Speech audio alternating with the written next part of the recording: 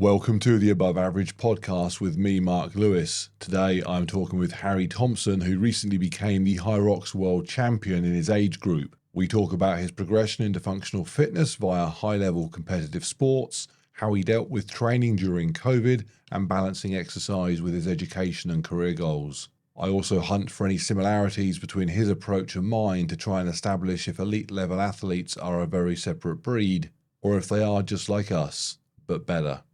This podcast was recorded shortly before the World Championships, so you'll get to hear Harry's thoughts on how he might do when he competes at that level. Lastly, if you're hearing this message, you're listening to the public version of our Patreon members podcast, which is slightly shorter. The podcasts have no advertisers or sponsors, purely due to the support of members. So if you like what we're doing here, head to my Patreon page for a free trial of all the exclusive content.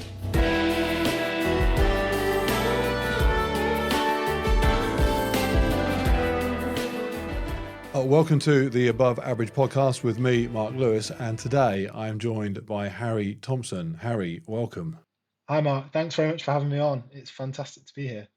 You're very welcome. Harry is a Hyrox athlete, but just in case that makes you roll your eyes and think, oh, Hyrox, more of that, don't panic, because there's a little bit more to him than that, and we're going to extract it, which sounds more painful than it might be. So I'm going to explain, Harry, how I met you, because that's an interesting place to start. So when did you do Hyrox London? I can't even remember when that was. Was it 2 weeks ago now, wasn't it? It was just over a week because we've had 2 bank holidays. I think that's thrown us, but it was sort of last Sunday night. Okay, so you did Hyrox London. I did Hyrox London. The way I met you was, actually, I'm going to tell the story about how I met you, if only because we're going to be talking about how good you are, and this story lets me just drop in a tiny bit how moderately okay I am. So I did my event and went back to the hotel, which was about a minute away afterwards. So me and my wife Jenna were sat in the hotel, and we did what we always do, which is jump on Deliveroo and ordered some burgers. And the burgers were about 20 minutes away, and Jen said, "You're going to need to go downstairs to the front door of the hotel and get these burgers." I said, no problem at all. And then I got a DM on Instagram, and someone said, "Oh, congratulations, I've just seen your time. You qualified for the World Championships and you're second in your age group." I thought, oh no, I've got to go back over there and get my tea towel now, because you win if anyone's wondering what the heck are they handing out tea towels for, if you win, you're on the podium at Hyrox, you get a little, I mean, it's a tea towel, isn't it? That's a fair description, I think. Yeah. You get this kind of cloth. Fair enough. Yeah. I mean, they probably call it a flag, but it's a tea towel.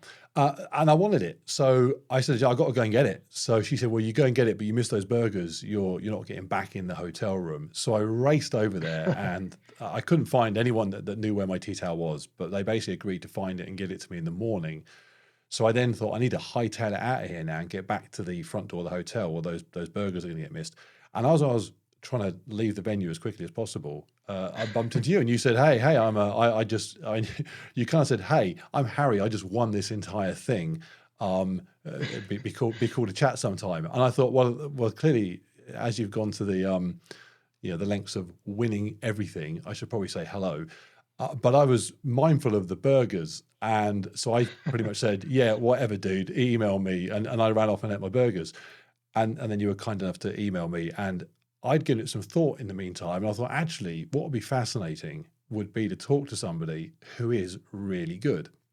Because on the podcast, I've spoken to people who are, to use, I suppose, that the most sensible way of describing them would be normal people. I've spoken to people who, like everybody, have hurdles they've had to overcome to get themselves through Hyrox. So maybe they've been heavier than average, or they've been older than average. I mean, I just find it fascinating to talk to people that have said, I'm not going to settle with kind of being below average. I'm never going to be elite, but I'm sure as heck going to try and be a bit above average, and they get after it, and I love that. And they're obviously a long way away from your performance. And I've always said on my YouTube channel that actually what they're doing is a really fun thing to do, because it's quite straightforward actually to get yourself a bit above average, and it doesn't really eat into your day-to-day life too much. And I've gone to lengths to say The people that are going further and becoming elite at something are they're almost not better off, because they get, they're better, but at what, running around something, and at what cost? They have, compromises they have to make to achieve that. And again, if you become, the best in the world at something, and it's your living, then cool. But yeah, I kind of put down the idea of seeking out elitedom, mainly because most people simply can't, and so pitching that as a solution seems foolhardy. And it's a thing on social media now, isn't it, to say, get after being the best that you can be, and if you're not the hardest Yeah. worker in the room, or you even bothering to go to the gym, if you're not crushing it and that's just not reality for most people. So I thought, actually, let's talk to someone who's really elite, because I have really two questions for you that we're going to go through, and I think I know the answer. I hope I know the answer. The first one is it cool to just be really, really quick? And I expect the answer is yes. And the second one is, but is it worth it? And I hope the answer is no. And I say that because if you say no, it is worth it, then that's annoying, because it means I'm going to have to go running tonight to try and Yeah. because I've been telling myself as much as anybody else, nah, you don't really want to be that good, because it's just too hard work. So if you tell me no, it's amazing, then I'm going to be having to go and do a bit more exercise than I currently do. So set the scene. Tell me about your background in exercise. I say Yeah. exercise because we'll talk about your kind of corporate life, but exercise. What have you done in the past, competition wise, and so on, and that's led you to Hyrox London? Yeah, so, and I'll try and give the short version of this, because I suppose you could say how far back do you want to go, but giving a kind of a quick summary, I grew up always playing team sports, which not unusual, all through school and then on to university. And rugby was my sport, because being a slightly big, boisterous boy, the football didn't lend itself naturally to me. So I ended up playing rugby, but I played a bit of everything really. And rugby was where I got some success, and then I started to play that to quite a high level, and eventually got to kind of a semi-professional standard, and playing at university, which is a, a very fertile feeder ground in rugby for professional players nowadays. So there's obviously there's still the academies, and a lot of people do go through that route, but actually there's a good proportion of players playing now, both in the Premiership, so our highest division, and also in the England setup, that have come through the university setup one way or another. So I went and did that, and took that as far as I could, really. And my dream was always to try and get capped for England at some level, so age group or England students. It never quite happened for me. I got kind of relatively close, but I just couldn't quite break into that. It's super competitive, and I was playing a position where I probably, looking back, I probably would have done some things slightly different. But you know, hindsight is 2020, and all that. So I never was quite good enough to kind of get to that standard. And so after university, I was picked up in my final year by a law firm and sponsored to do my training, and to convert to doing law, so to do a law conversion course, and then to do my kind of practical exams, which are masters, and then start work. And so I basically, in those years, stopped playing rugby effectively, and particularly once I tried to do it once I started work, but the job was so demanding, and the kind of time commitments, and the fact you had to be at a certain place to train with the team on particular days, and then quite often there's loads of travel involved. So you would be, for kind of the higher standard leagues, you're traveling all over a region usually, and even potentially all over the UK. So it ends up eating up your entire weekend plus a couple of nights a week, and then you have to do your training on top of that. And I just couldn't get to training and things on time, and then suddenly that means you can't be selected. So I got in this kind of cycle where I couldn't play at the standard that I necessarily wanted to play at. So I played at a slightly lower standard, which fit around work a bit better, but still not perfectly. But then I started picking up loads of injuries, because you're then not as well taken care of as you would have been if you're in the kind of the sort of more performance-based setup. And so then the enjoyment went, and I ended up ultimately deciding that enough was enough. I wasn't going to take my rugby any further, picked up a few injuries, and wanted a break and something different. So you're now You're now climbing the corporate ladder, as it were, and you've stepped away from rugby. Exactly. So at that point, I was playing. I was doing my training contract. So you have a 2 year after you've done all your law exams. So once you've got a law degree, and it used to be you had to do a thing called an LPC. It's changed slightly now, but effectively once you've done some post grad exams and got a master's, you then can start a 2 year period of training at a law firm where they pay you for that. So you're working every day, you're in the office every day. Your exams are done at that stage. It's changed slightly now, so you still have some exams, but basically you're just working, but you've got no guarantee of a job at the end of it. So when you finish your 2 years, you then are recognized as a solicitor in my case rather than a barrister. But then you have to reapply for a job effectively to stay at your firm, or apply to other firms to move if you want to move. It was during that period when I was in my training contract that I decided to stop playing 15s rugby, and kind of moving out of performance sport basically. And so at that stage, I'd taken up a bit of CrossFit. So I was doing some CrossFit classes, but not to a performance standard, on anyone's metric, just purely kind of turning up and doing something a bit different than kind of buys and tries at the gym effectively. And and starting to lose that sharpness for performance sport, if I'm being really honest, starting to kind of decide, well, you know what, I want to focus on my career, I want to focus on work more. I don't think I can do both. I'm going to do this. This is where my time's going, because this is what I long term want to achieve.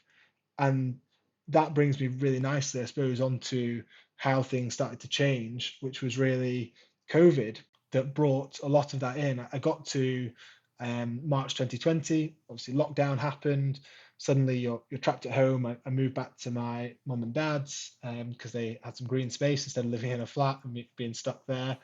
And I actually injured myself a couple of weeks into the first lockdown. I'd bought a little bit of gym equipment. I managed to kind of just beat the rush, which was good. So I had a kind of exercise bike and a bar and some plates and a kind of very cheap squat rack, which served me very well actually for a couple of years.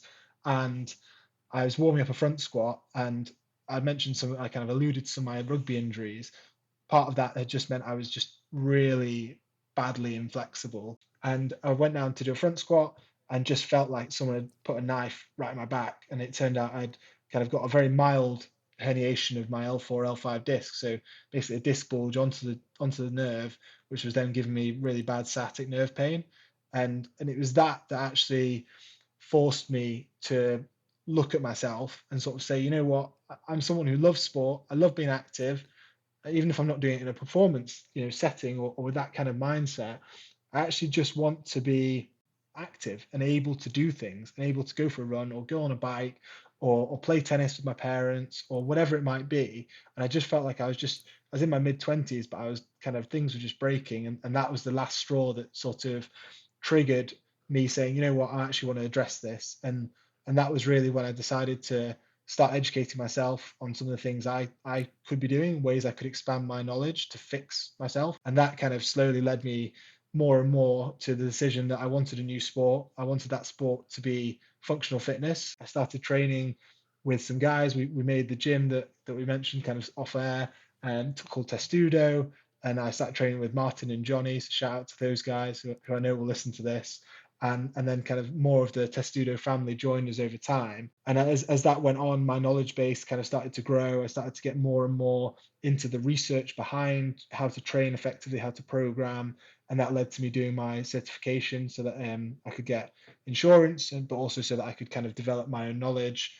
And then that's kind of over time led to me now competing seriously at Hyrox, and also now, looking hopefully this year to go and get the 25 to 29 World Championship. And then next year maybe I'll sneak into the Elite 15. That's the kind of goal.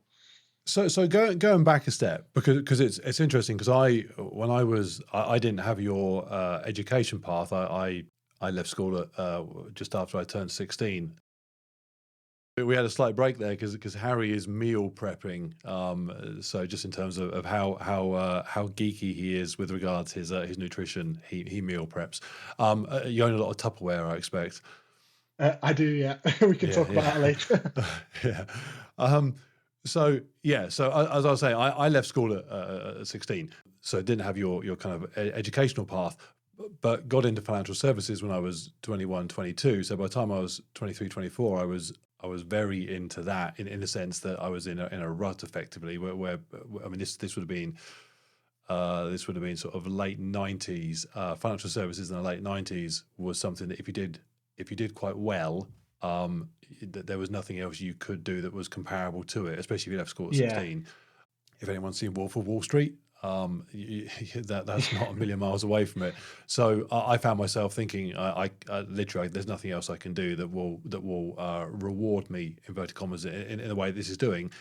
And so similar to yourself, had a corporate path to follow. And what I did was stopped anything remotely physical, because I was a gym instructor for a good few years before that, and just started eating nonstop. So it's interesting that you still had the motivation and the time and the inclination to carry on. I mean, because you had every reason to say, I tell you what, screw this. But the rugby thing didn't work out. I put all those years into trying to be a great rugby player, and it's just not going to happen the way you wanted Yeah. it to. You're getting injured. You got a corporate thing on that's now taking off. It would have been an ideal opportunity to, if you were someone that was so inclined, to just think, well, screw that. I'll just become a fat lawyer. I mean, that would have been a Yeah. path that many fat lawyers would have taken. That Yeah. never even crossed your mind to just think, Um, liquid lunches and to heck with the waistband. yeah, I mean, I think I'd be lying if you said it didn't cross my mind. I suppose the thing that the thing that you think about, because you don't, in reality, we talk about these decisions as like big decisions, and it's easy when you distill it into that timeline. It's easy to make it look like I sat down in a room with no distractions and I made this grand Yes, decision yeah, that this yeah, was yeah, going to be my path. yeah. And I in will not reality, eat burgers every day. yeah, exactly. And in reality, it's actually thousands of tiny decisions that lead to it, isn't it? I mean, I've been in that mindset where you are just doing, buys and tries at the gym and some leg extensions, and you just want to kind of look good, and you start cutting out things out of your diet because bread makes you fat, so that's got to go, and you start, Yeah, and actually you're not in a great place, mentally when you necessarily go down that path. But it's not, you haven't made a decision that you want to look like Ronnie Coleman and you want to be an incredible bodybuilder. You're actually just making lots and lots of micro decisions day to day that impact your behavior, and then slowly over time you move, from being focused on one thing, whether that was your career or the gym, for example, to suddenly being focused on the other thing. And I think for me, the reason why I was exercising, and the reason why I started to get more into exercising and doing more kind of fitness, was primarily probably as a mental basis. I knew I'd kind of figured out, because I had gone down that path where I was doing less and less in the gym, less and less exercise, full stop, whether that's five-a-side football or lifting in the gym, whatever it is, I was just doing less of it. And I'd got also simultaneously, I'd become less happy. I enjoyed my work, I enjoyed what I did in the office, and I felt like I had a real purpose there, which is obviously that's what work's for, is to kind of give you that feeling, or hopefully yeah, it should do. But actually, I'd got to a place where I wasn't that happy just generally, and you often feel kind of stressed. And if you've had a stressful day at work and you've not exercised for 4, 5, 6 days, then it compounds, and then you don't sleep very well, and then you feel tired, and then that makes you more ratty and stressed the next day, and then that flows on and on. And so I'd figured out that I needed some level of exercise to offset that effectively, to offset those feelings of kind of being a bit fidgety or a bit kind of stressed, just as a release. And like you say, you have an option. Some people for their stress release will play music or listen to music. Some people will go for just a gentle walk. Others will, sit down and have some food. And that's where it can be really dangerous, because if actually your release is like watching TV and films, and then that comes with having something to eat whilst you do that, you can get into that cycle where you're doing less and less activity, but you're consuming more calories because that's the stuff that makes you feel good. And then at the same time, you're spending less and less time, burning off those calories, and then maybe the food gets slightly more unhealthy because that's what tastes nicer. You get more flavors, and you get into that. And I think for me, I'd got to a stage where I knew I needed some level of exercise, and that rather than, like you said, going and having more food or going out for drinks, that wasn't actually what was going to serve me kind of in the long term. The thing that I needed was regular bits of exercise, not necessarily performance exercise, just something where your heart rate's up for a little bit, you're moving around, you feel a bit better. And then it was kind of from the injury, it was, how do I fix my injury?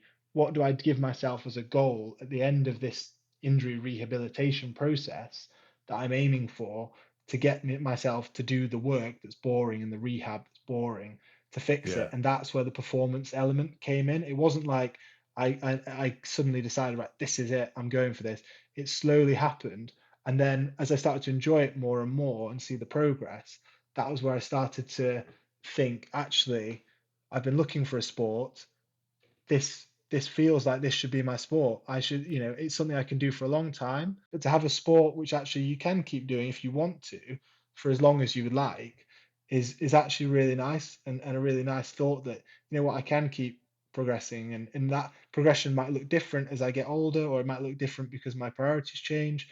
But just the option to have it there is so exciting, and that's what I really love about it. I know you're absolutely right. For me, my solution to a stressful day, actually, my solution, I was going to say to a stressful day, my solution to a stressful day was a burger, and my solution to an exciting day was a burger. So I'd come home, and if I'd made a big deal or something, and made some money, I'd have a burger. And if I'd lost a big deal and lost some money, I'd have a burger. And before I knew it, I Yeah. was very, very large. So yeah, in a sense, you are.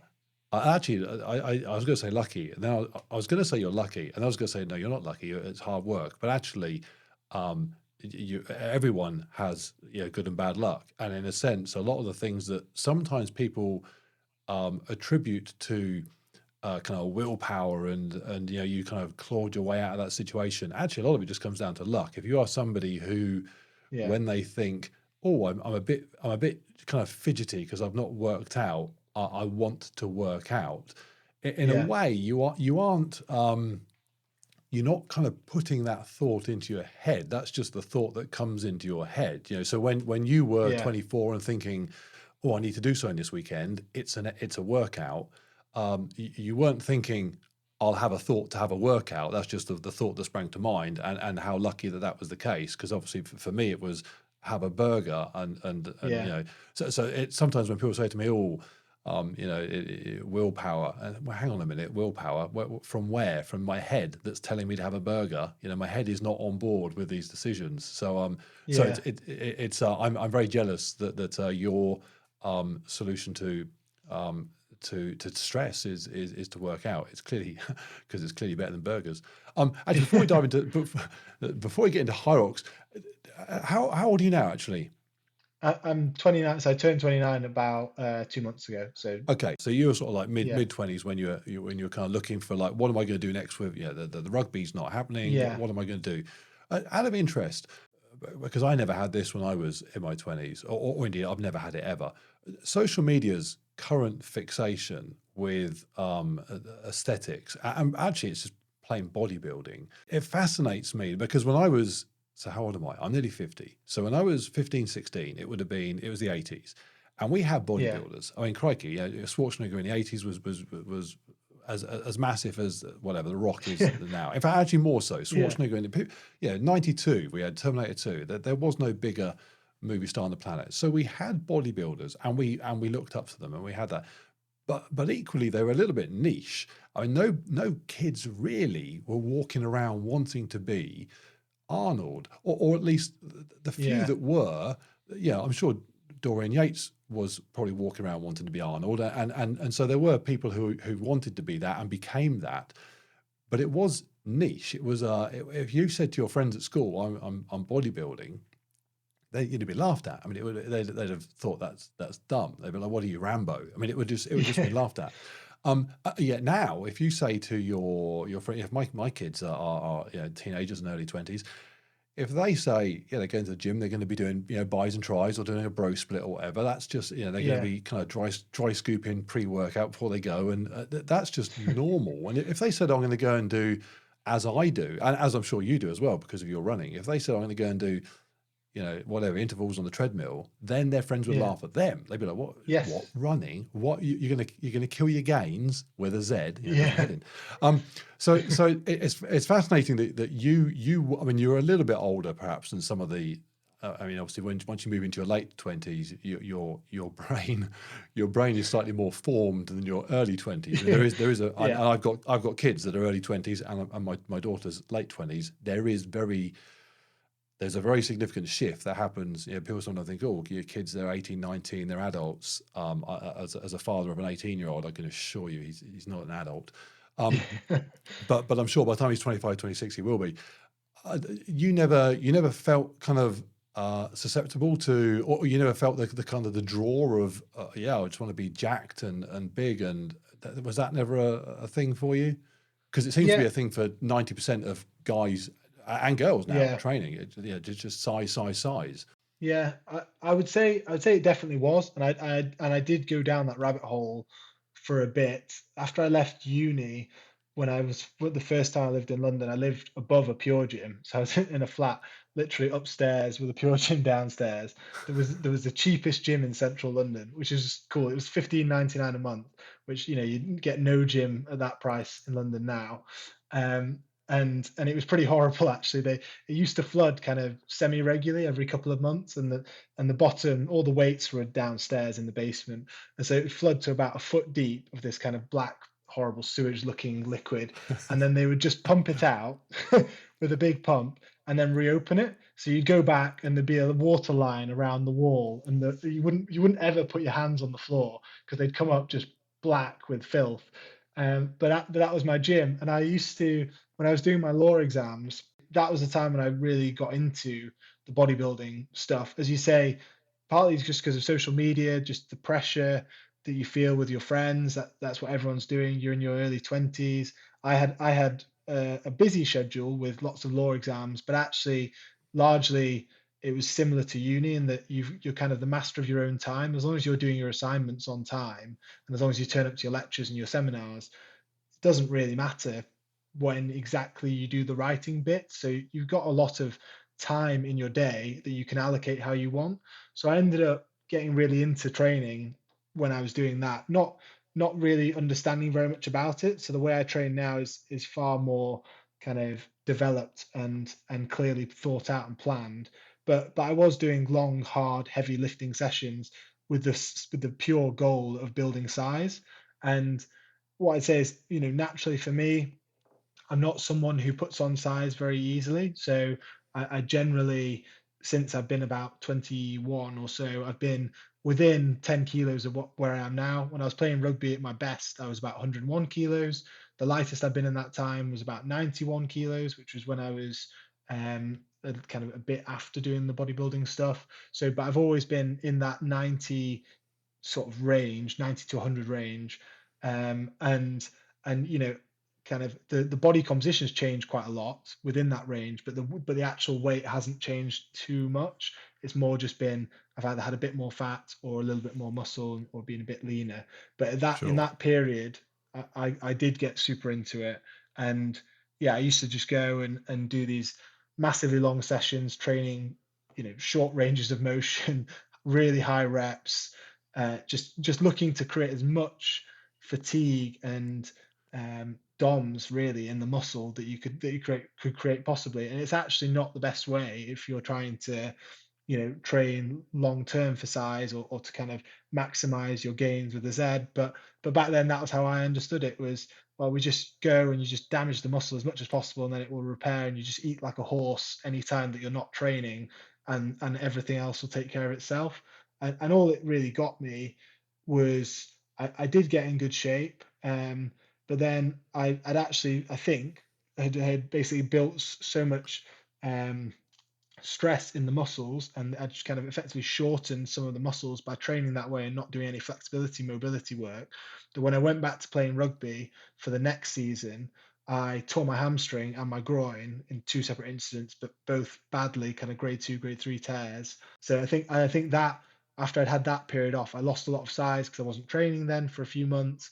And then once I'd lost that size, I never really got it back and never really got back into that mindset. Would do I would do more casual weights after that until kind of I changed sort of late 20s really.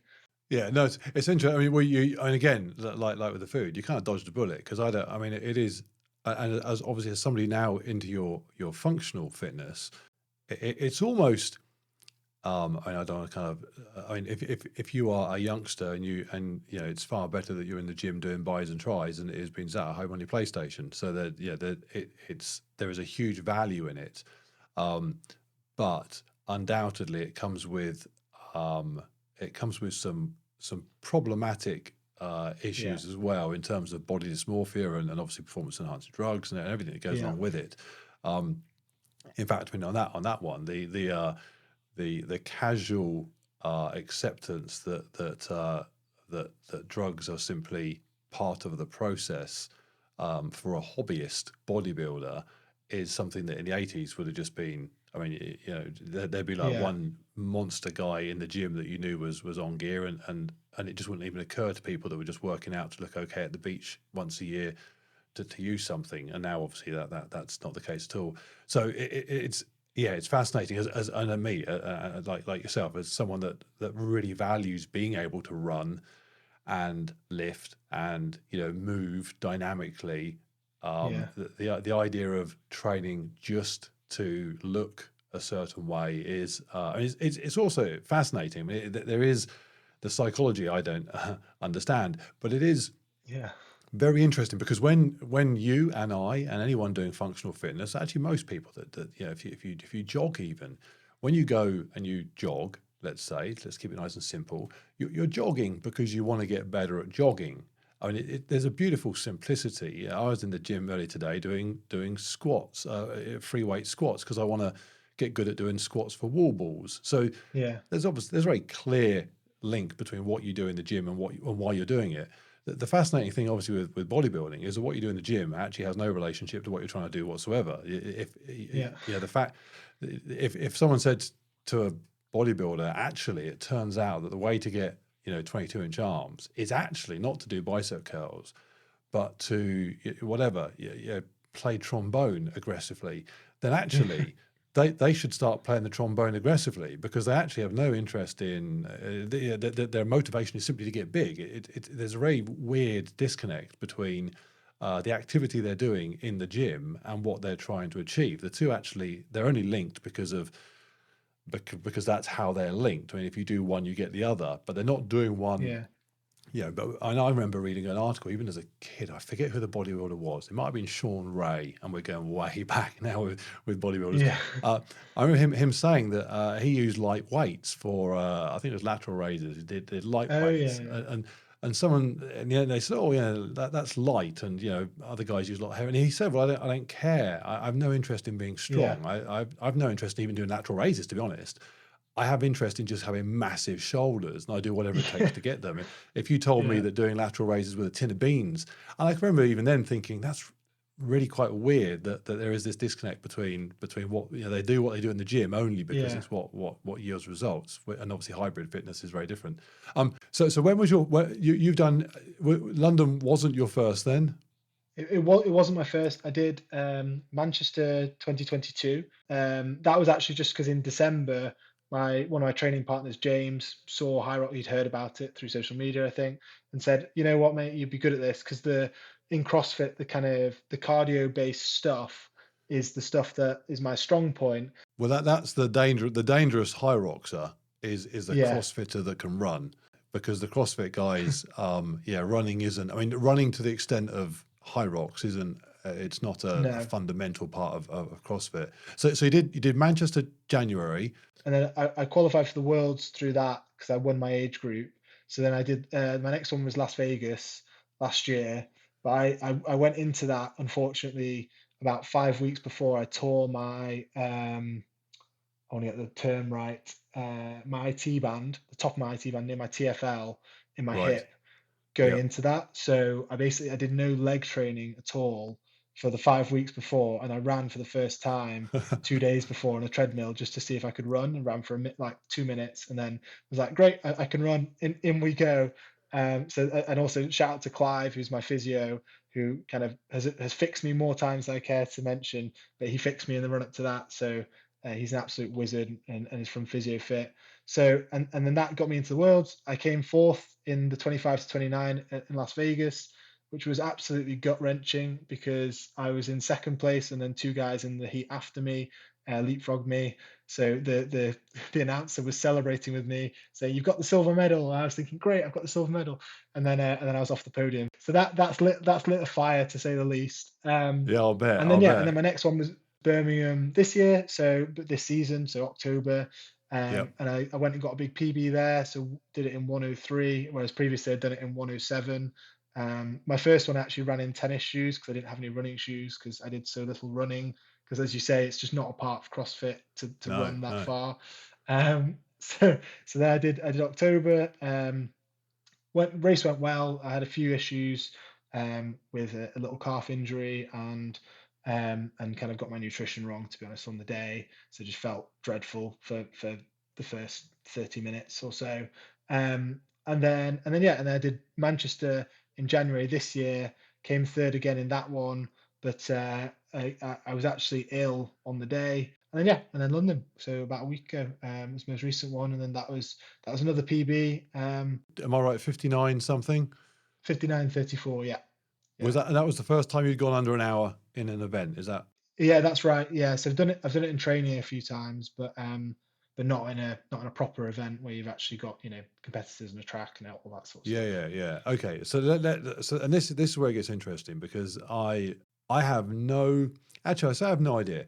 I have a reasonable idea in a way. So when I go and do my park run, I started off doing park run at 42, 43 minutes and waddling around. And I now do a park run in about 19 minutes. Which is seriously good, by the way. That's a really good time. Well, actually, out of interest, you just give a kind of sense of where you're at as an athlete. Well, your Yeah, 5K time is because it always fascinates me. 5K times. It's such a I, I've not run a 5K timed fast, like as a PB effort, apart from on a trail. So it's not like comparable. I've not run it on a road effectively, but on a trail I did it in 1820, I think, or so. okay. So on Yeah, a track, certainly you'd probably be. I mean, sorry, 17s, high 17s, something like that. hopefully, yeah, like a bit, just like I'd hope to take a bit of time off. Yeah, Yeah, yeah. Okay. So yeah, so my park run 19 minutes is an interesting time because it's fast, especially fast for a 50-year-old large man.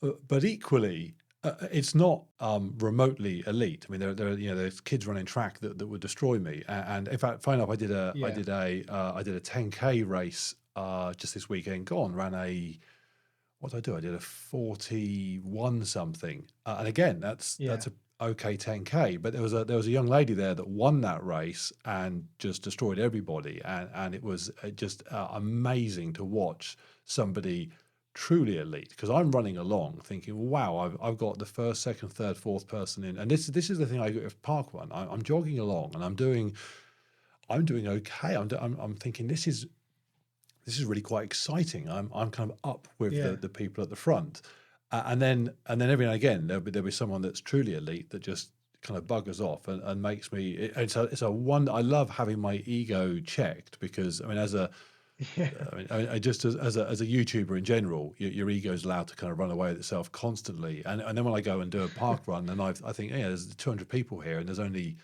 four beat me or whatever. It's very easy to think oh wow I'm amazing. And so it's quite nice when someone does something that makes you think, "Oh, actually, that's yeah, amazing. I'm just quite good." So I get a taste. Was my point? I get a taste of how cool it is to be up the front. Yeah, sometimes people will say to me, "Oh, wow, yeah, you do a 19-minute park run. I do a 28 or something," and I couldn't yeah, imagine. And I always play it down and say, "Well, I did 28s one day, and I've been there not long ago actually, and it's." All I'm yeah, doing is what you're doing, but a bit quicker. But there is a part of me that thinks actually what I'm doing is genuinely very, very cool. There's no getting away from it. When you are doing something and thinking and realizing and seeing that compared to everybody else, you are crushing it. You know, when I'm doing a park run, Yeah. I'm thinking, wow, you know, my local park run has a 3-loop thing that goes on. So if you're one of the quicker ones, you're lapping people quite early on, and you're going Okay. past them at a heck of a pace. So I get this kind of massive ego boost at just mucking about in a park, basically. Yeah. But I don't get that anywhere else almost. When I go to Hyrox, for example, in fact, you were in my wave. We ran in the same Yes. Yeah. wave at Yeah. Hyrox, right? So I'm assuming that when you got to the ski erg, because the ski erg is the first event at Hyrox, and in fact, for Yeah. anyone that's thinking, what the hell is Hyrox? Just in case you're the odd person that doesn't know, Hyrox, 1 kilometer run, then a functional fitness exercise like a ski erg or a rower or a sled push, and then a 1K run repeat 8 times. So 8 kilometers of running, 8 exercises, always the same everywhere you go. That's Hyrox. So the ski erg, you do your 1K run and you go into the ski erg, and you, I assume, ran in there first. No, I didn't. So I came in. Okay. I came in quite well, probably in the middle. I'd say, because I think there were 38 in each wave, so big waves in Right. London, and I think I ran. I ran quite fast. So for anyone who wasn't at London, there was basically a massive. I've never seen so many ski ergs in a line. There's a massive line of ski ergs, and the person who's in first goes to the furthest one away, Yeah. and everyone Yeah. else filters in. I And what's filtered. important there is that you're very aware, because actually when I ran my best run, which was in April last year somewhere, wherever it was, I think it was in London actually in April. Yeah, It just so happened that I wasn't particularly fast. It just so happened that nobody in my wave was fast either. So I was second into the ski erg, and it is a real buzz. You know, when you run into that ski erg and you think, wow, there's only one guy ahead of me. It's a bit depressing then when people run out of ski erg that came in after you that run out before you. But there is a buzz that comes with running in. So I'm surprised actually that you didn't, because I was going to see, say I run into the ski erg and it's sort I'm halfway. If I'm lucky, and yeah, it annoys me. And what annoys me, I get very annoyed about these things. What annoys me is that everybody ahead of me that's already in there they're all your age, they're all 30 or yeah, something, and I almost want to kind of shout to them all, yeah, you're here first, but I'm 50 for God's sakes. yeah. So I'm surprised you didn't run in. So you ran in with a bunch of people ahead of you, basically. Yeah, I think probably I was probably in the top like 10 of our wave or so, but Yeah, like yeah, I was definitely a good chunk along, and then I think I exited in fourth, and then overtook, and then ended up coming into the next couple of stations in sort of second or third, and then I think it was the Sled Pull, which is the third station, so you've run 3K by that point, yep, and yep. I came out of that, so I leapfrogged during the Sled Pull the person who was in first in our heat, and then went on after that, and kind of started to extend, I suppose, a bit of a lead over our heat. I'm fascinated by those first 3 stations, because what happens again for anyone that's either not done Hyrox or not done it at a real rapid rate, the ski erg is always clear of anybody, because the wave that went before you, they've long since left. So the ski erg Yeah, station is always empty. So if you're the first in your wave, you're on the first ski erg number 1. The same happens on the next station, which is the sled push, yeah, and then it happens again on the sled pull. By the time you get to the 4th station, which is burpees, you are starting potentially to catch up with the slowest people from the previous wave, and it all gets a bit confusing as to who's where.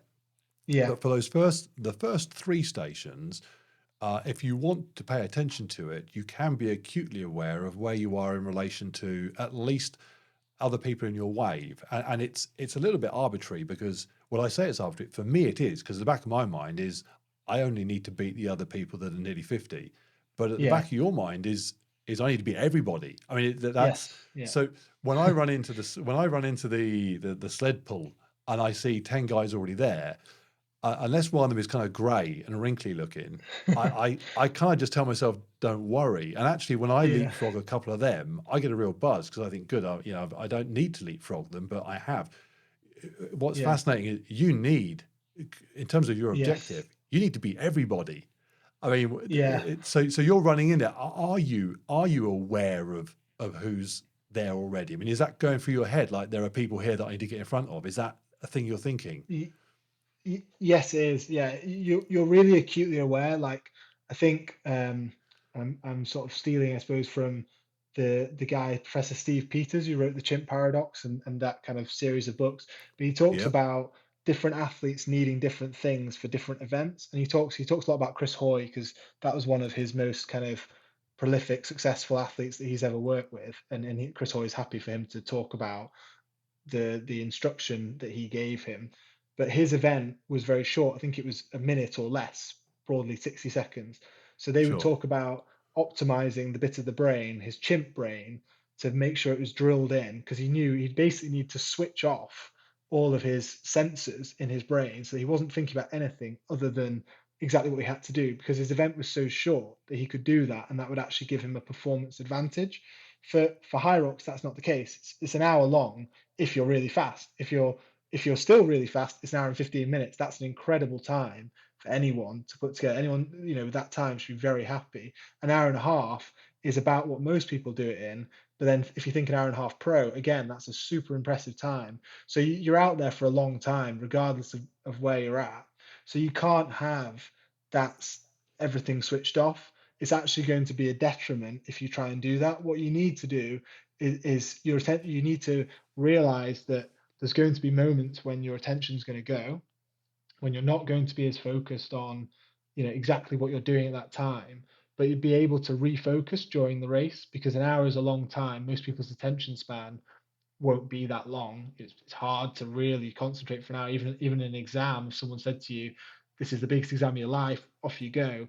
An hour is still going to be hard. You probably find yourself looking around the room at some point and thinking and daydreaming. So it's the same idea with Hyrox and with any comp where you're looking at this kind of event. You need to tap into that and acknowledge that, rather than just trying to, ignore it. So I'd say when I come in, I am aware of where people are. It's helpful. It's helpful to be aware of how they're feeling, which sounds like a really weird thing to say, but what's their body language telling you? Do they look great, or do they look like they're on their last legs and you just need to yeah, hold your pace and they're going to drop off? Because a lot of people start really hot with Hyrox, and that's one of the things I'd say is a piece of advice for anyone who's doing it, whether it's the first time or they've done 20 before. It's just to know your pacing and just be kind of strict for the first couple of rounds. If after the first 2 rounds you've hit your pacing and you're happy and you feel great, then you can push it. You can run as fast as you want on the next 6, but don't run really, really fast on the first 2, faster, than you would normally do it, and then die on number 3, 4, 5, because it's just so disheartening, and you'll lose so much more time as a cumulative than if you just actually stick to whatever your pre-race pacing is, whether that's 5 minutes a yeah. k or Which 6 is or, hard to or do. I mean, 4:30. I ran Yes. my first High Rocks in Manchester 2022. I did like a 340, I think, on the ski erg for the zone, which was fast.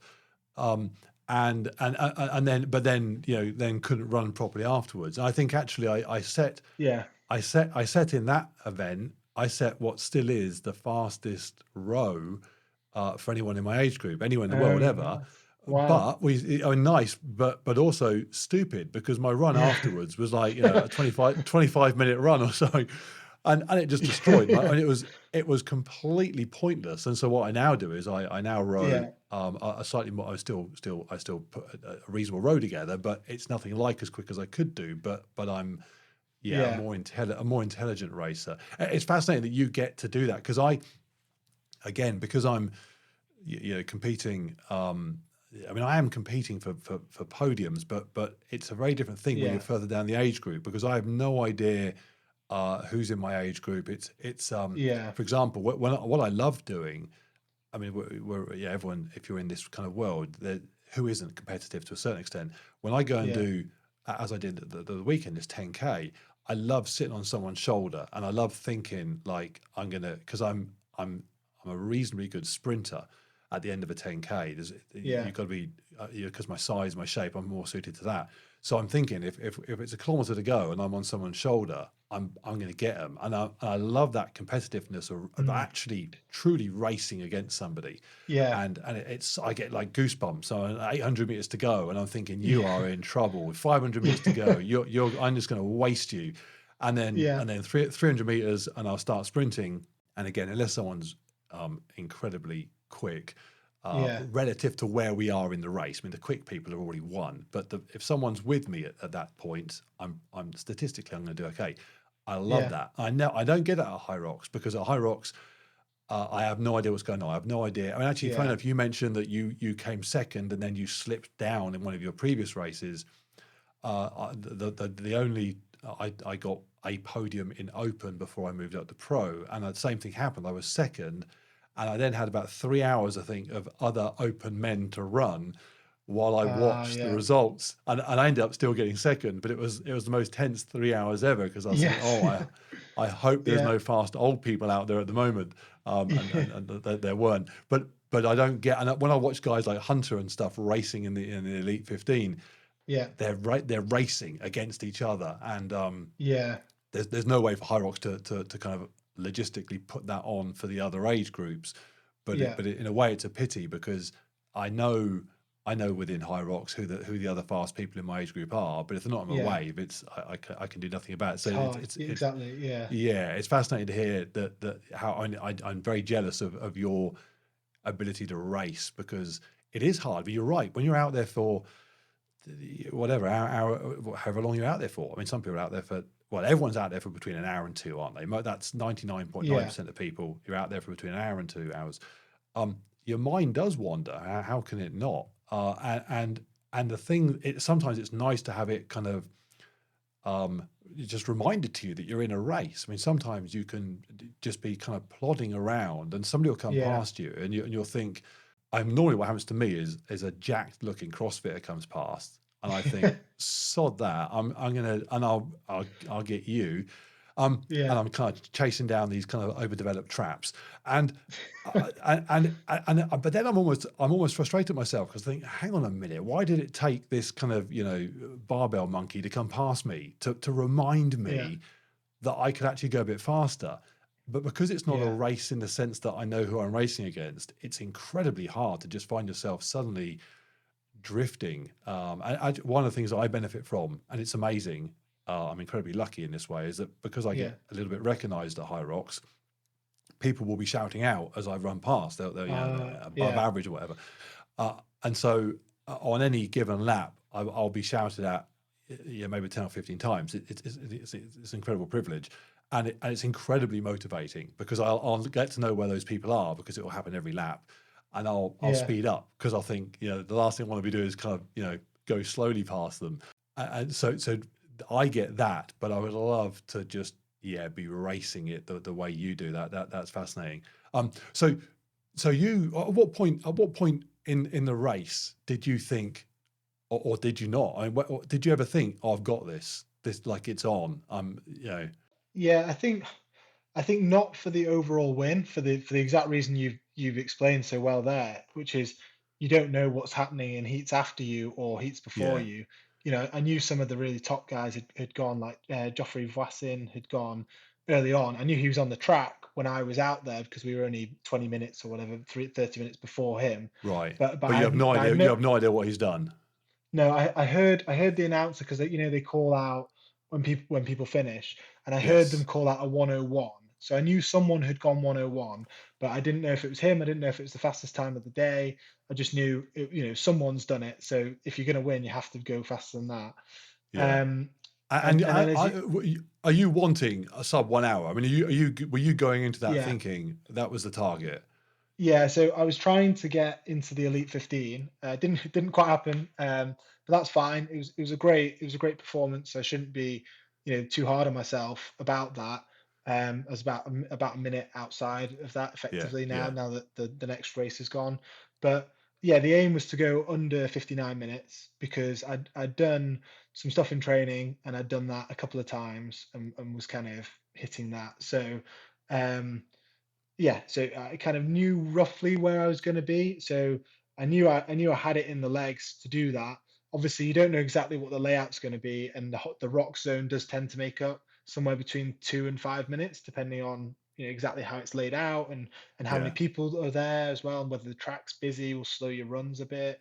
So there's a few kind of controllables that you can't manage. You can introduce bits into training to try and predict some of those bits, and I do that as well, which helps so that Are psychologically, you, if when you're running around, are you watching the clock? Do you have an awareness of, oh, I need to be in the rower at X time? And do you have that kind of yes, understanding of yeah, where you need to be at any given point? exactly, yeah. So I don't manage it on every single station because it's too much data effectively. So Yeah, you yeah, don't and you don't need it as well. So like if I'm worrying about coming out the ski on time and I'm 5 seconds behind and it creates that stress, the stress will yes, probably slow me yes, down on the run, yeah, and it will also then make me feel negative and feel like I've already lost it. So I'll probably think, oh, you know what, I'm already off pace. I'm not going to make it back. I should just ease off. This hurts. My legs feel drained. Why do it? So rather than trying to worry about every split, much better off worrying about, okay, at 3 stations in or 4 stations in, I need to be at this time. what I've done, or I didn't do it at the last race because I deliberately didn't go as fast as I could last race because it just wasn't. I was kind of there to enjoy it rather than Yeah, than race it, as it were. I've got other races this yeah, year that I want to focus on, so I just wanted to have a fun time. But what I've done in the past, yeah, and what I mean, I'm in New York next month racing. I write on my arm the time I want to be coming yeah, into the rower on, and yeah, the time I want to be starting my final run on, because those are just two kind of points where yeah. if I need to make up a couple of seconds, I can do. And equally, if hopefully I'm running ahead of schedule, it's a real motivator. When you jump on the rower, to know that Yes. Yeah. you're killing it is a good. I mean, the rower Yeah. is a brutal. I mean, I find the rower. I'm a reasonable rower, but I still find it's an incredibly arduous thing to stick in the middle, literally, of that event. Yeah. Actually, one of the things that always blows me away. Your row was a 3:53 for the zone. Actually, out of Yeah. interest, do you have any idea what your 1,000 meter row is? If you just sit on a row and do 1,000 meters? I haven't done like a max effort one, but if it was slower than 3:10, I'd be surprised. If it was like a true max, I would expect to do that in under three if it's a true max, but not by Yeah, much. yeah, But yeah, which sounds about right. And what kind of blows me away with you guys that are racing at that level. I'm a reasonably competent rower through nothing other than genetics. So there's no, pat myself on the back. There's no too skill involved too whatsoever. hard But on yourself. what it's and is that I do nothing to achieve it. But I can do 1,000 meter row in 3 minutes. Yeah. Or actually I missed it by 1 second, but I'm there or thereabouts. What I Yeah. Yeah. can't do, so I could do a 3:53 like you did. But what Yeah. I can't do in a million years is get off that machine after doing that and then run a 4 minute kilometer. And Yeah. that you're looking at the thing that whenever I look at someone elite and I look down their times, the thing that always stands out is not so much the time that, I mean, obviously your times are obviously superb on all the stations, but the thing that just I find mind boggling is how you come off of those stations and then run 4 minute kilometers just Yeah. consistently, or sub 4 minutes. I mean, and again, as a larger person, as a stronger person, although I'm Yeah. old, I'm still big and strong. So when I see things like your farmer's carry, where I'm thinking, well, I'm a big guy, I can lug kettlebells around. Yeah. Not only is your time many seconds faster than mine. I didn't put, and I'm assuming you didn't put them down, but once you pick them Yeah. up, you No, don't put no, them I down. didn't. No. No, Yeah. Yeah. nor me. So I'm thinking we did exactly the same thing. We both ran Yeah. and we didn't put them down, and yet I ran as fast as I could, and yet somehow. Although we were doing the same thing, you went faster than me. And I love this. I have this with things like swimming, where I'm swimming along and I'm thinking the Yeah. person laying next to me seems to be doing the same exercise as me, the same thing, but Yeah. but they're going faster. I don't understand. So I Yeah. love things like that because I'm thinking, hang on, if we ran together, I'm running, you're running. Yeah. Why are you going so much faster? It's annoying. But then even more annoying is you came off of that and then ran a 3:56 kilometer, and when that happens, when you go into that run, because I go into Yeah. that run after that, and I'm feeling absolutely crushed. I mean, I take the first lap it was 3 laps, wasn't it, at London? I take the Yeah, first three lap laps. Yeah, just to think, oh my God, legs wake up, and please can I yeah, get this kilometre under 5? For me, I want every kilometre to be high fours. I want under yeah, 5 minutes. yeah, But it takes a 30 seconds for my legs to even start working. Are yeah. you coming off? What's happening to you? Are you coming off of those, the carry and the lunges and stuff, and just thinking, yeah, cool, run, let's go? Or are you feeling, and please tell me you're feeling just destroyed, because otherwise that's just Um, horrible to hear. yeah, yeah. No, it totally depends on the station and like how whether you're feeling really breathy, so like you've really exerted and your lungs are like gasping, or if it's more like a muscle endurance fatigue. Like things like the sled push aren't going to make you feel really breathy because you're probably not breathing really really fast, but it's just that buildup of lactic acid. So with that one, Yeah, for because your example, your I sled. I mean, let's. You mentioned sled. Your sled was a 2 minute 19. You had the fastest sled of the day. And again, what weight were you running at? on race day. Yeah. Yeah, 93 kilos, give or take Okay. half a kilo. But yeah, Cool. Again, this boggles my mind. I got 7 kilos on you, and yeah, your time is just insanely fast. And there is, I mean, obviously, sled push is it's not just about being heavy, but it certainly helps. Um, so your sled push is insanely fast, and I kind of think, okay, well, pat you on the back for that. But then, how on earth you run out of there at the speed you clearly did to then go and do a 4 minute kilometer again? I mean, are you not thinking, wow, my legs feel smoked after yeah. that? So yeah, I'd say the best way to describe them is probably numb. Is probably the best way. Like the sled push for me is not it's not a station where it takes loads out of me. Do you do sled push regularly, or do you do stuff like squats? And I mean, what do you put your good sled down to? Yeah, so I do sled push regularly. And sled pull, but not in the Hyrox sense of pull where there's a long rope attached to it. Actually, sled pull where you're belted, so you have a belt, you have a chain on the belt, and you're walking backwards with that. You might have seen some of the stuff from Knees Over Yeah, Toes guy on I, Instagram, that I, kind of I, thing. yeah, for exactly that reason, I have a sled of, I have a torque tank sled, and I do exactly the same Ah, for nice. for knee strength. Yeah, indeed, yeah, I do it all the Yeah, time. exactly. So I do quite a bit for that for those reasons. I do a little bit that's kind of more pushing it heavy, like really heavy sleds, which is pure strength, just kind of grim grunt functional strength. Yeah, But actually, I do a lot of squats. I do back squats and front squats. I do so I don't really do many box squats, but I have done a lot of them. It's good for explosiveness. You might see some of the Elite 15 guys doing them on Instagram. yeah, I think there's better things you can spend your time doing, but different people's bodies respond well to different training. And then I do some deadlifting and some leg press type work and a little bit of machine work for some of the accessories. So some leg extensions can be useful at the right time in a program.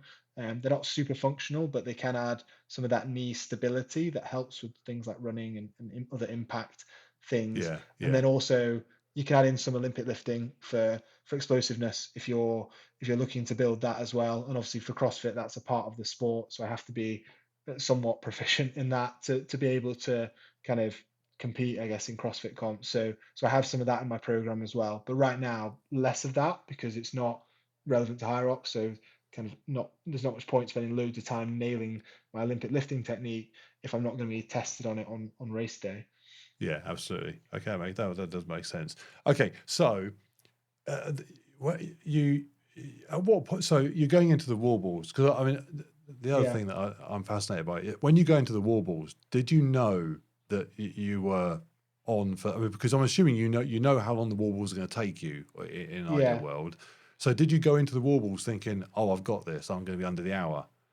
Yeah, so I did. I was a bit disappointed with them, to be honest. I had kind of trying to think how to describe it. I guess dizziness is probably the best way. So when I got on the wall balls, the actual action, which I've not had before, I think it was probably just a bit of dehydration, but the action of kind of going up and down made me really lightheaded. So I felt my legs felt okay, but I was feeling like very kind of disorientated and just sort of dizzy, just not very well. I felt fine on the run, So I ended up going slower than I would have liked, but I was really aware of the kind of hour cutoff. So I sort of had this red line in my mind that was like, okay, you're not executing this perfectly. That's okay. This Yeah. is your hard line. You can't go slower than this. So I think, yeah, I think I was, in answer to your question, I guess I was aware of it, but my red line sort of shifted from what I had been aiming at pre-race to, okay, this is what today is going to be, and this is what I'm aiming for today as a result of how I feel in the moment right now. Yeah. No, it is the wall ball is an interesting one because your head needs to be clearly in it. I had a weird one because I told myself I didn't want to go faster than 1 hour 20. I just had no need to. So I told Yeah. myself if I do 1 hour 20 be fine. I went into the wall balls at 1 hour 10.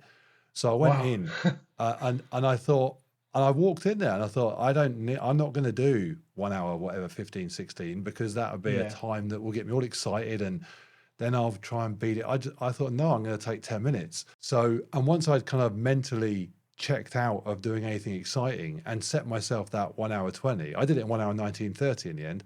I even stopped on the 99th wall ball and came to chat to Jen, just to kind Yeah. of shoot the breeze. Because and all that kind of sounds like kind of a kind of cool, stroke, arrogant, stupid thing to do.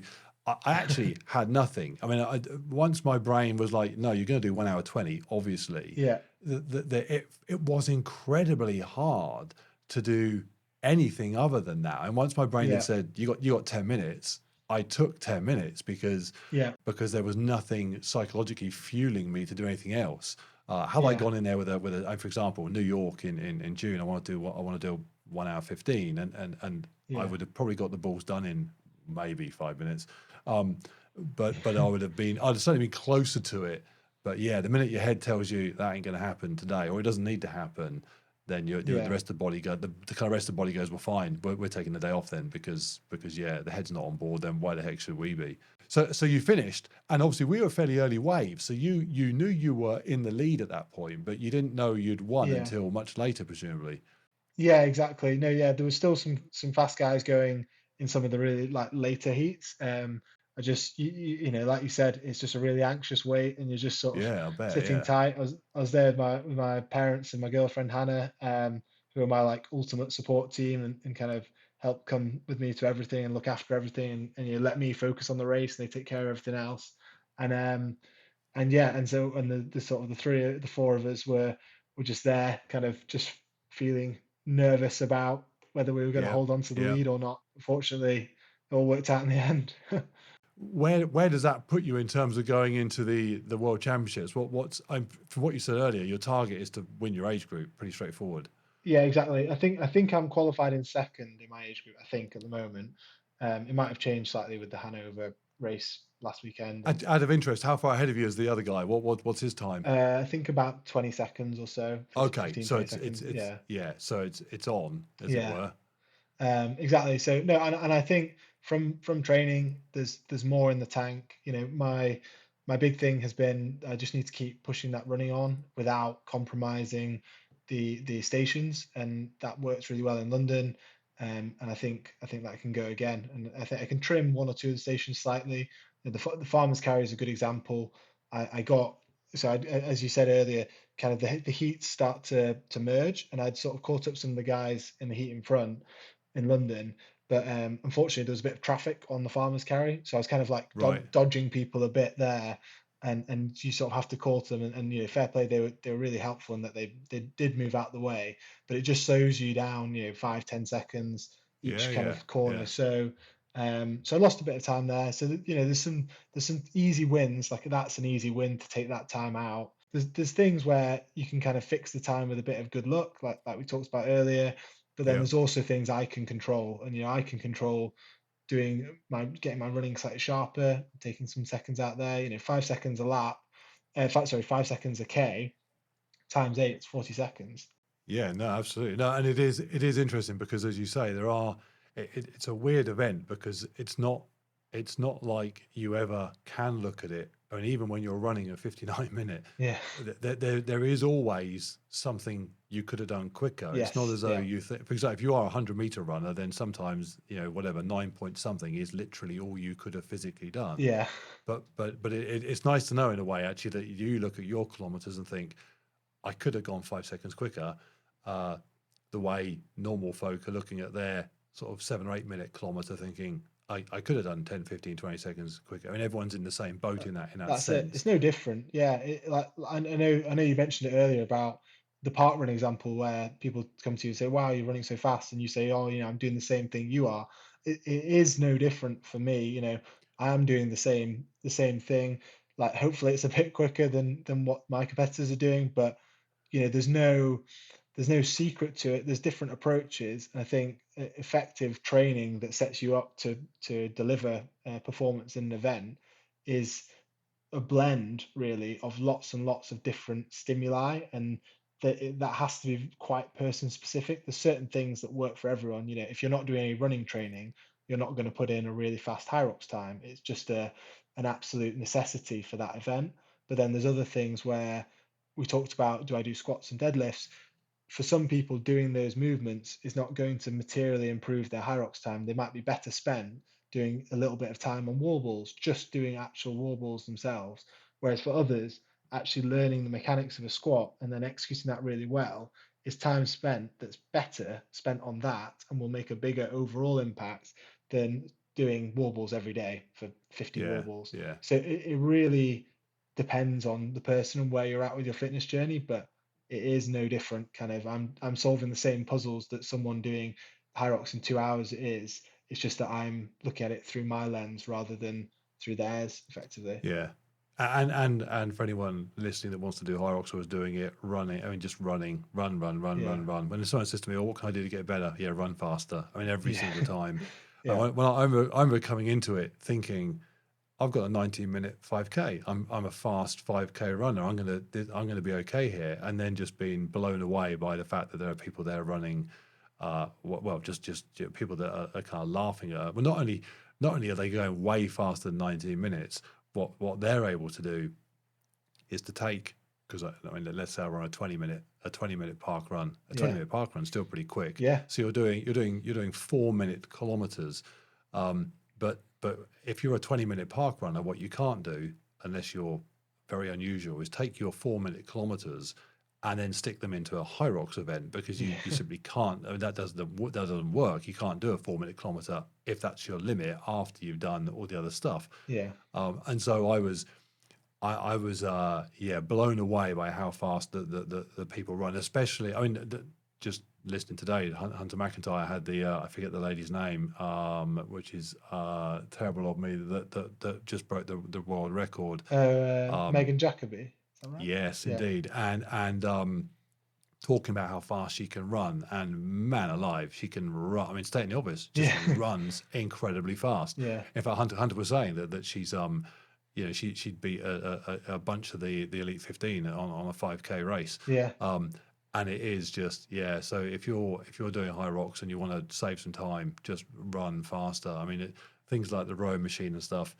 If you take 20 seconds off your rower, but it then compromises your run by a minute yeah, on every run that follows, yeah, you've been better off just backing off the rower and fixing your run. And that's the thing that always, as I said earlier, it always boggles my mind when I look at the speed that and for example, Hunter McIntyre's recent world record. yeah, Looking at his times, just the run times are just.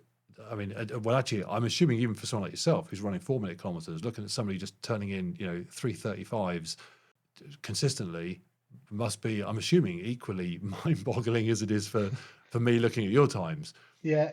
I mean, it is and it isn't. I suppose, like, it is, but then there's the part of me that kind of just trust the process. I'll be there. Like, I don't know when I'll be there, but it's going to happen. Absolutely. Well, indeed. You see, that's because I was going to say, because obviously he's in his 30s. You've got A a couple of ton of years. years. Yeah. Yeah, a lot more than that. So it is. Yeah. What's interesting is that I look at his times and think that's insane. I can't comprehend it. It is that there's a different mindset. You look at it and think, yeah, one day I'll have Yeah.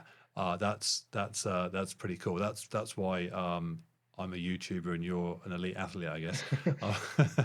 Yeah, I think it's just that, you look at it and you just think, like, to me, just that looks like a lot of fun. Like that's the main thing. You got to look at it and just be like, just a little bit more, just a little bit more.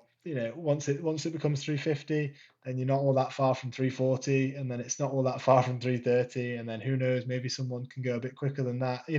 And that's the thing. You just got to, if you've got a great team. I've got a great team around me that help me and support me, and if you've got a great team around you and you can see you're making progress, you just have to trust that process that you're on, that it'll get you, long term where you want to be. It Yeah. just might take some time. Once you're a world champion, we'll talk about this. I'd love to know, almost as you look ahead, because something interesting that Hunter said in a recent podcast was that he accepts how selfish and compromised his life is to do what he does, and therefore when he's kind of waiting to settle down, once he's finished, he understands he simply can't be anything other than what he is, while he wants to be as good as he is, and then he'll stop and he'll retire, and then he can do other things with his life, whatever, kids, marriage, whatever it might be. And and that was a fascinating thing to hear him say. So it would be really interesting to talk to someone like yourself who's got years and years and years of this being a focus as to where you kind of draw the line with compromising other aspects of your life in order to be better at what you currently do. I'm obviously the other end of the scale where I do what I like. I ban it if I think, oh, I want to whatever eat a load of rubbish today. I do. So I have literally no idea what it's like to think, no, the focus is going to be this and that can't happen, whatever that might be. So it'd be really interesting to dive into that. But in the meantime, good luck for the world. I forget, World Championships, when is it? It's not far away now. 27th of May, so it's 3 weeks or so. Well, 3 weeks including from the weekend just gone. Yeah, couple of weeks and a bit of taper, and you're there. Yeah, exactly. Yeah, so we're not far now. Is last few touches, and fingers crossed I can go out there and get the job done. I've got some good sessions planned with the team at Testudo, and just got, like I said, a fantastic support network with Hannah and my parents and all my coaches who just help kind of take care of stuff. So I think a couple of good weeks and we'll be interestingly there. The guy that's got the fractionally quicker time than you at the moment, is he a British guy? No, he's Australian. I think it's James Kelly. Well, yeah. Indeed. Yeah. Well, isn't he the Australian rules football guy? I think so. Yeah. Oh, we'll crush him. Yeah.